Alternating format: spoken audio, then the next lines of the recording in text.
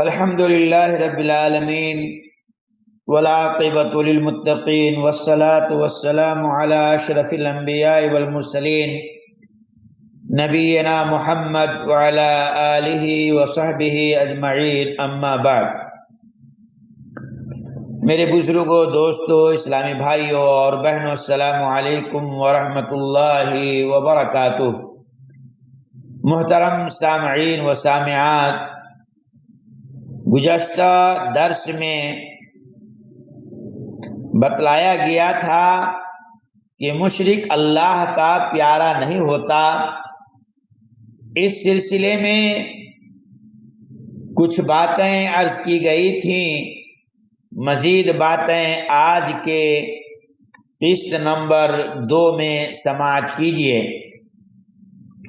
اللہ تبارک و تعالی نے فرمایا، اعوذ باللہ من الشیطان الرجیم، وَقَالُوا لَن يَدْخُلَ الْجَنَّةَ إِلَّا مَنْ كَانَ هُودًا أَوْ نَصَارَىٰ۔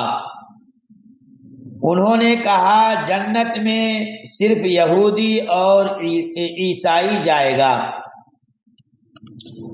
سورہ البقرہ آیت نمبر 111۔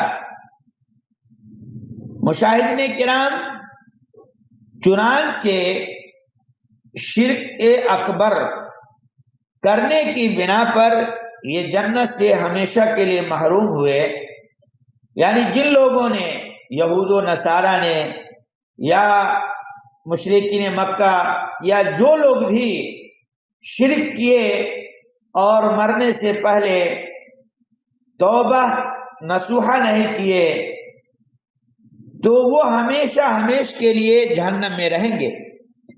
لیکن اپنے عقیدے یعنی شرک کو نہیں چھوڑا اور تمنائیں جاری رکھی کہ ہم ہی جنت میں جانے والے ہیں۔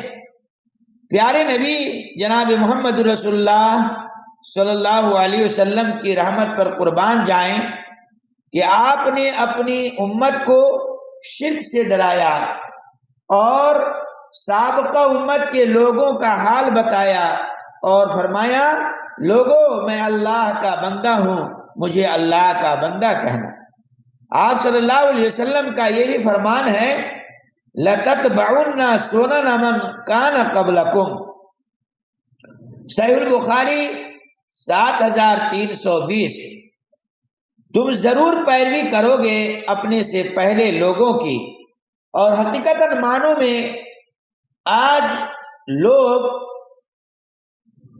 پہلے لوگوں کی پیروی کر رہے ہیں جو شرک میں مبتلا تھے۔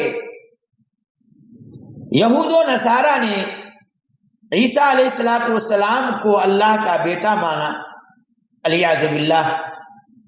کہتے ہیں کہ ان کے نقش قدم پر چلو گے، پھر وہی ہوا جو رسول اللہ صلی اللہ علیہ وسلم نے کہا تھا۔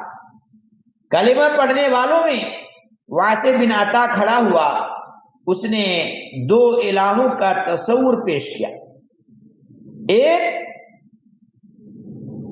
شرکا خالق، ایک شر کا خالق، دوسرا خیر و بھلائی کا خالق۔ علماء نے اس کے کفر کو پہچانا، اس کے جرائم کو دیکھا، اس نے جنت میں ہونے والے مالک کے دیدار سے انکار کیا، اللہ رب العالمین کی صفات کا انکار کیا اور اپنے بارے میں دعویٰ کیا اور اپنے بارے میں کہا ہم اہل توحید ہیں، توحید کی دھجیاں اڑا دیں، اور دعویٰ کیا کہ ہم اہل توحید ہیں۔ چنانچہ وہ اس پر شور کرتے رہے کہ ہم توحید والے ہیں، ایک اللہ والے ہیں، اللہ کو مانتے ہیں، مگر علماء محدثین نے ان کے کفر کو پہچان کر ان پر کفر کا فتویٰ لگایا اور پیارے نبی صلی اللہ علیہ وسلم کی دی ہوئی خبر روز روشن کی طرح پوری ہوئی کہ کلمہ پڑھنے والوں نے یہود و نصارہ کے فٹ پوائنٹ پر قدم رکھے اور محمد صلی اللہ علیہ وسلم کو الہ یعنی معبود قرار دیا. جیسے یہود و نصارہ نے عیسیٰ علیہ السلام کو اپنا الہ یعنی معبود کہا، اسی طرح ان کلمہ پڑھنے والوں نے یا ان کلمہ پڑھنے والوں نے محمد صلی اللہ علیہ وسلم کو بھی اپنا معبود کہا.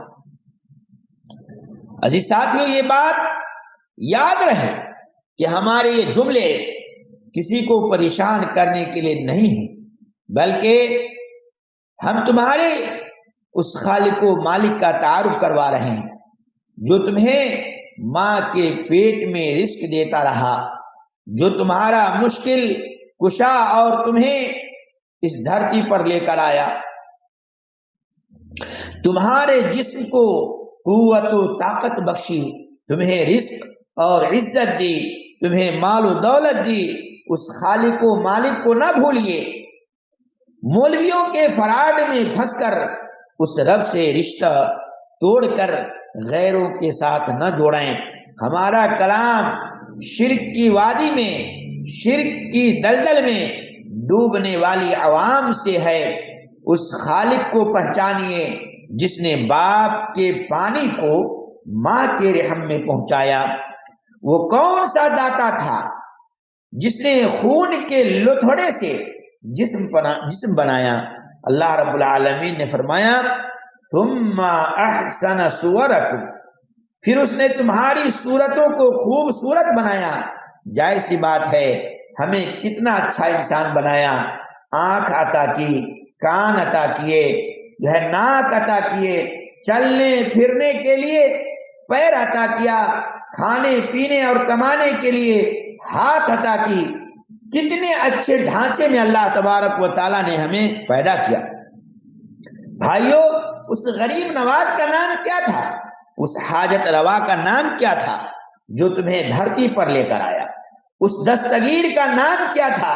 اس داتا، اس غریب نواز، اس دستگیر کو اللہ کہتے ہیں. لوگوں، اس خالق حقیق کو مت بھولیے اور ایسے شرک و بدعت سے بچیے جو سابقہ یعنی پہلے کی امتوں نے کیا تھا. اللہ تعالیٰ سے دعا ہے کہ اللہ تعالیٰ ہم لوگوں کو شرک سے بچائے. آمین. وآخر دعوانا ان الحمد للہ رب العالمین. والسلام علیکم ورحمۃ اللہ وبرکاتہ.